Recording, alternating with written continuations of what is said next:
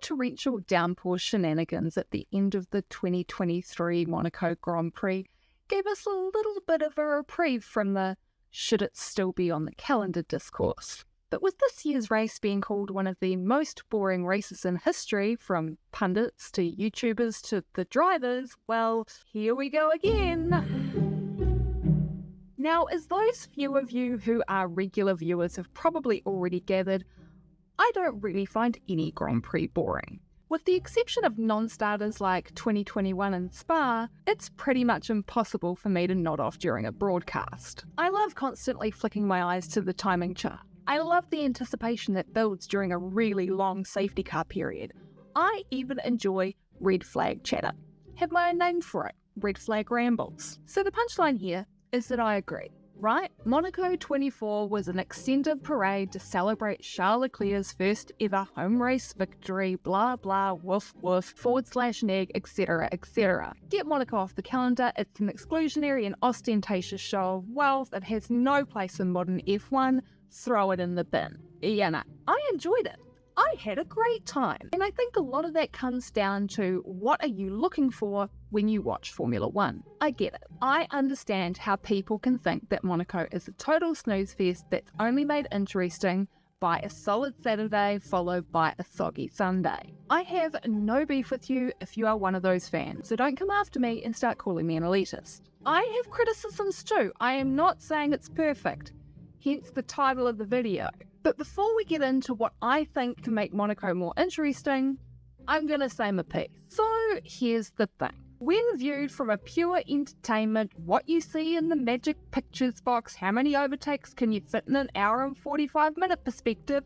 Sure, it was bad. My problem is my brain synapses seem to light up like a f***ing Christmas tree the moment the sound of V6 turbo hybrid engine comes out of the surround sound, and then they start making connections that I often don't ask them to, and honestly, are kind of unwelcome because it means I end up talking over the commentary a lot. And I sometimes have to hit pause to talk about all my thoughts, which is unfortunate for Mr. Kimmy, who's sitting on the couch next to me and just wants to watch the race. And I'll be honest, the moment that red flag went up, my heart just dropped. After the shock of the utter destruction wreaked on Checo's car had worn off, the reality set in. Oh no, this is going to be a zero-stop race with a focus on tyre management. God. But then, once things got back underway, something really interesting started happening.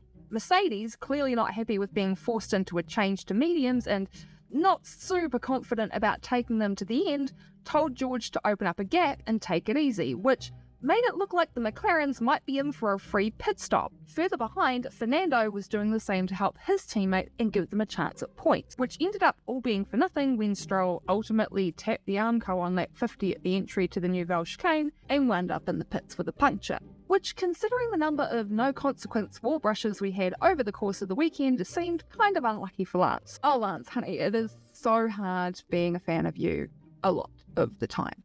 But it did show us something. Stroll then bolted on the softs and went on a charge. He made up 15 seconds in 7 laps and executed 2 audacious overtakes on the fresh rubber the moment he caught up. It was a clear demonstration that if the McLarens could get that free pit stop, they could be a serious threat to a Ferrari double podium, and more importantly, a Charles Leclerc home win. Hugh Sainz and his big, beautiful brain playing ping pong with the McLarens to manage the gap to Russell and deny them a chance at going on a last-ditch speed run. And big thanks to F1 Tempo for this data, because I really, really love your website. This is not sponsored. I don't know why a website like that would sponsor anyone, but I thought I should mention that.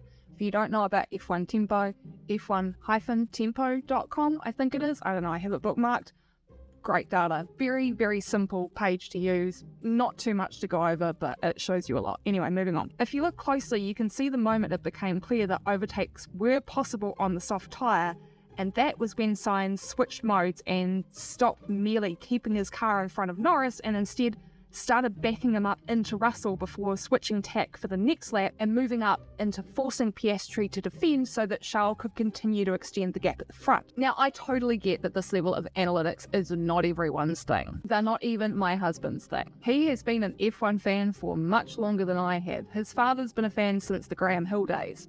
Biz grew up watching F1 on Sundays as a small child, and he will freely admit that even he's not interested in that level of nerdery. I can honestly see his eyes just kind of glazing over sometimes. So to be clear, I'm not trying to tell you how to watch your sport, because that's your business. And as long as you're not being a hater for being a hater's sake, I fully support however you choose to watch F1. But this might give you an insight into why there are a few people out there who actually found the Monaco Grand Prix 2024 pretty damn fascinating. But the fact remains, 90% of the commentary around this weekend's race has not exactly been glowing. And my tunnel vision isn't so bad that I can't see why. So how can we make it better, more exciting? Do we need to get rid of it entirely? To the latter, I say absolutely not. Particularly with the centenary coming up in 2029, I think it would be a bit on the nose to drop Monaco when its current contract ends next year. And let's be real, I think most Formula One fans have it on their bucket list to attend one day. Also, it's not very often you see somebody who just won his first home race cycling back to his apartment. Ultimately, I think the solution is pretty simple, and one that should be considered for all tracks where a one-stop, low-deck processional event is kind of nailed on. Either mandate 2 stops or alternatively require all 3 tyre compounds to be used. The latter of the two could cause a bit of chaos as well, particularly if allocations weren't changed and teams were forced into less conventional tyre strategies for free practice and qualifying. And the former could do the same if we see more races like Melbourne last year with multiple red flags. And let's be honest,